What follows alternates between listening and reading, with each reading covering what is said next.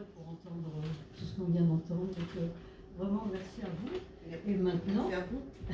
Merci. Bon, merci. Tous les trois. Touria Adraoui, donc Abdallah Srika et Marc Mercier. Et maintenant, tu vas peut-être nous raconter des choses sur le Mamoun qu'on ne sait pas. À vrai dire, je n'ai pas chanté que le Malhoun. Les premiers morceaux, et même le dernier, c'est des morceaux de chants soufis qu'on chante dans des sanctuaires soufis au Maroc.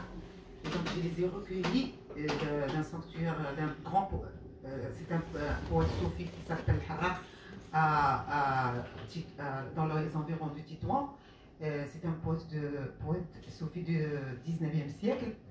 Et chaque mois ou chaque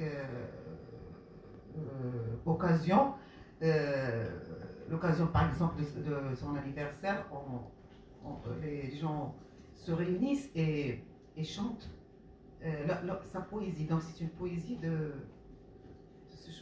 ce poète du 19e siècle du Tétouan. Et que j'ai découvert par hasard en achetant un livre très ancien de sa poésie. Donc depuis j'ai été j'ai beaucoup admiré sa poésie. Et malheureusement, je ne peux pas traduire la poésie parce que la poésie c'est la poésie. Si je traduis, ça devient très plat. Et je préfère communiquer cette poésie à travers les sonorités, à travers le chant que traduire les mots. Et puis j'ai chanté deux morceaux de Melhoun. Melhoun, c'est un chant traditionnel marocain qui a depuis le 14e jusqu'au 19e siècle, que j'ai découvert aussi il y a plus de 30 ans. Et c'est un chant que chantaient les artisans dans les villes traditionnelles marocaines. Et surtout, c'est un chant d'homme. Donc, qu'on chantait le vendredi, c'est le jour de repos. Et ils font des pique-niques et ils chantent ce chant. Et c'est un chant qui est basé sur de la grande poésie. Donc, parmi ces artisans, c'était les intellectuels de la cité traditionnelle.